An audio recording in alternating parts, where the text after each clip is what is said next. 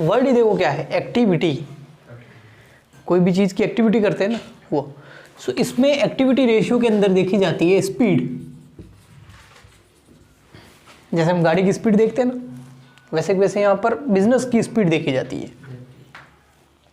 कि बिजनेस की क्या चीज़ की स्पीड देखी जाती है, एफिशिएंसी की, कि बिजनेस कितना एफिशिएंट, कितनी क्षमता से काम कर रहा है।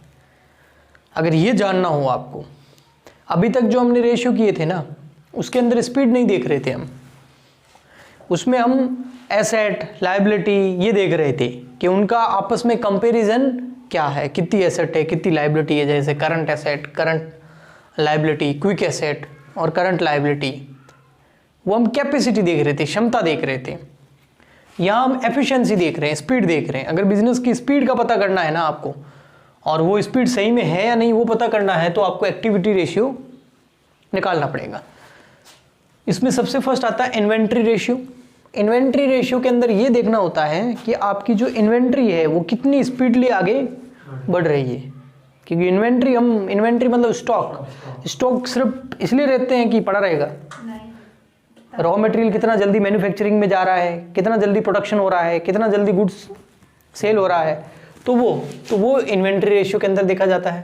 Trade receivable turnover ratio, trade receivable जो होता है ना, चलो हम एक एक करके करते हैं। तो सबसे पहले इन्वेंट्री रेशियो। इन्वेंट्री रेशियो का फॉर्मूला क्या होता है, cost of goods sold, COGS। ये क्या लिखा हुआ है, COGS upon average inventory. COGS का मतलब होता है कॉस्ट ऑफ गुड्स सोल्ड, जो आपने माल बेच दिया उसकी लागत। इसको और क्या बोल सकते हैं, cost of revenue from operation. जो रेवेन्यू फ्रॉम ऑपरेशन है ना, उसका मतलब होता है सेल्स। देखो मैंने इधर लिखा भी है, और हमने statement of profit and loss बनाया था, उसके अंदर सबसे पहले आता था रेवेन्यू फ्रॉम ऑपरेशन, फिर आता था अदर इनकम, फिर आती थी टोटल रेवेन्यू। तो वो रेवेन्यू फ्रॉम ऑपरेशन क्या होता था, सेल्स। तो उस रेवेन्यू फ्रॉम ऑपरेशन के आगे मैं अगर लगा दूं कॉस्ट, तो हो जाएगा COGS, cost of goods sold. तो आपको क्वेश्चन में अगर cost of revenue from operation दिया हुआ है ना, तो उसका मतलब भी COGS ही है, और कॉस्ट ऑफ गुड्स सोल्ड दिया हुआ है तो उसका मतलब भी COGS ही है। उसमें डिवाइड करना है एवरेज इन्वेंट्री का। एवरेज इन्वेंट्री कैसे आती है, opening inventory plus closing inventory divide by 2।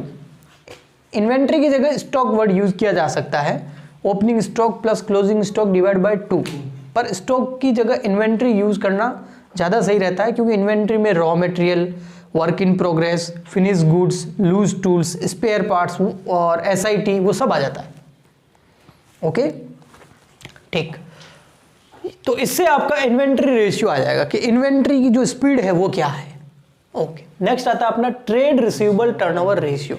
Trade receivable का मतलब ये रहा, देखो मैंने यहां बताया है, ट्रेड रिसीवेबल का मतलब होता है डेटर और BR।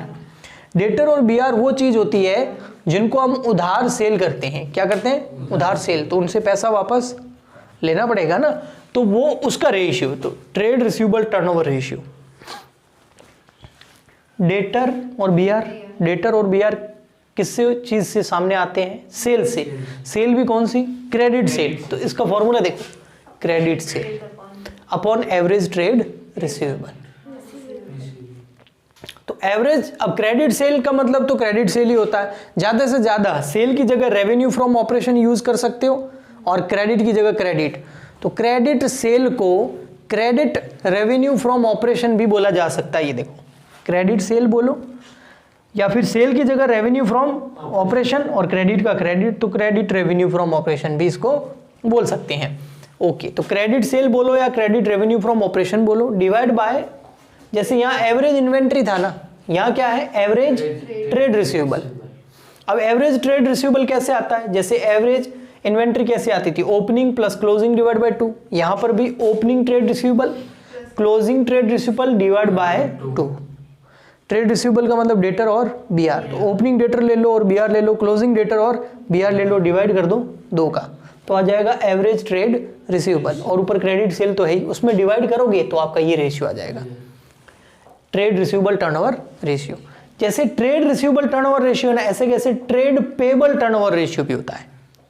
Trade payable turnover ratio, सबसे पहले ट्रेड पेबल का मतलब क्या होता है, ट्रेड पेबल का मतलब होता है क्रेडिटर और बिल्स पेबल। अब क्रेडिटर और BR नहीं है, बिल्स पेबल है, बाद में आप सही कर देना। तो क्रेडिटर और बिल्स पेबल, क्रेडिटर कब उत्पन्न होते हैं? जब हम किसी से उधार परचेज करते हैं, बेचते नहीं है, किसी से उधार खरीदते हैं, तो क्रेडिटर और बिल्स पेबल आते हैं। तो यहाँ पर क्रेडिट सेल था, यहाँ क्या आ जाएगा? Credit purchase.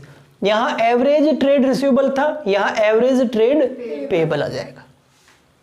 अब एवरेज ट्रेड पेबल का फॉर्मूला क्या है? जैसे इसमें ओपनिंग ट्रेड रिसीवेबल, इसमें ओपनिंग ट्रेड पेबल, इसमें क्लोजिंग ट्रेड रिसीवेबल, इसमें क्लोजिंग ट्रेड पेबल। यानी कि इसमें था debtor BR opening plus debtor BR closing, इसमें डेटर नहीं, creditor plus bills payable opening, creditor plus bills payable closing divide by 2, तो ये एवरेज आ जाएगा, फिर ये रेशियो आ जाएगा आपका। Okay, next net asset turnover ratio.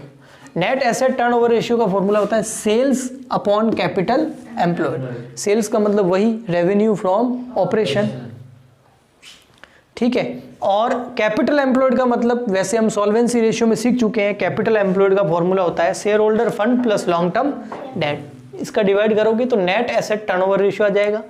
Fix asset turnover ratio वो कैसे आता है? इसमें भी ऊपर sales divide by net fix assets, okay, और वर्किंग कैपिटल टर्नओवर रेशियो ऊपर sales divide by working capital. Working capital कैसे आती है? Current asset minus current liability. ये सबसे पहले वाले चार्ट पे सीखा था। तो अगर ऊपर वाले आप रेशियो देखोगे ना तो लगभग ऊपर सेल ही आया हुआ है, COGS, cost of goods sale या सोल्ड, तो सेल ही है ना, सिर्फ प्रॉफिट शामिल नहीं है। COGS ले लिया, सेल है लेकिन कौन सी? क्रेडिट। यहाँ क्या है? क्रेडिट परचेज है, यहाँ सेल नहीं है क्योंकि ये पेबल है ना, क्रेडिटर है। क्रेडिटर से रिलेटेड हमेशा परचेज ही होती है। बाकी इधर देखो सेल सेल सेल, 6 फॉर्मूलों में ऊपर लगभग 5 फॉर्मूलों में सेल ही आई हुई है। हाँ, यहाँ पर प्योर सेल आई हुई है, यहाँ पर क्रेडिट सेल आई हुई है, यहाँ पर कॉस्ट ऑफ गुड सोल्ड आया हुआ है। ओके, और नीचे आप देखोगे इधर average inventory, average trade receivable और एवरेज ट्रेड पेबल। ओके, अब आता है यहाँ पर फॉर्मूला नंबर 2 का एक और फॉर्मूला है, वो यहाँ लिखाया हुआ है, और फॉर्मूला नंबर 3 का एक और फॉर्मूला वो यहाँ लिखाया हुआ है। ये क्या फॉर्मूला है? ये देखिए, जो डेटर होते हैं ना, उनको हम उधार माल बेचते हैं तब डेटर होते हैं, तो उनसे पैसा लेना भी तो है। उस पैसा लेने में आप कितना टाइम लगा रहे हो, आपके पैसा रिकवर करने की स्पीड कितनी है, उसको बोलते हैं एवरेज कलेक्शन पीरियड। कितना जल्दी कलेक्ट कर लेते हो पैसा। तो वो कैसे देखेंगे? नंबर ऑफ डेज, या तो आपको दिन दे रखे होंगे क्वेश्चन के अंदर, या आपको मंथ दे रखे होंगे, उसमें डिवाइड कर देना है इस रेशियो का। किसका करना है? इस रेशियो का। और ये रेशियो किस फॉर्मूले से निकलेगा? इस फॉर्मूले से। तो अगर ये निकालना है तो पहले ये निकाल के रेशियो निकालना पड़ेगा, और फिर उस रेशियो का डिवाइड करोगे ना तो पता चल जाएगा भाई 20 दिन लग रहे हैं, 10 दिन लग रहे हैं, 15 दिन लग रहे हैं कलेक्शन करने में। ऐसे कैसे ये कलेक्शन पीरियड होगा, ऐसे कैसे आपको पेमेंट भी करना होता है। पेमेंट किनको करते हैं? क्रेडिटर को, जिनसे अपन ने उधार खरीदा है, तो उनको पेमेंट आप कितने दिन में करते हैं? तो उसका फॉर्मूला क्या है? नंबर ऑफ डेज या मंथ क्वेश्चन में दिए हुए होंगे, और डिवाइड जैसे इस रेशियो का करते थे अब इस रेशियो का कर देंगे, तो आ जाएगा आपका एवरेज पेमेंट पीरियड। ये चार्ट है, अगर फॉर्मूला याद कर लोगे तो उसके बाद जब प्रैक्टिकल क्वेश्चन करेंगे तो ये और अच्छे से समझ में आएंगे। अगर फॉर्मूलेज याद नहीं करोगे तो फिर हो सकता है आपको अच्छे से समझ में आ तो जाए लेकिन लंबे टाइम तक याद नहीं रहेगा। जिसको लिखना है लिखो।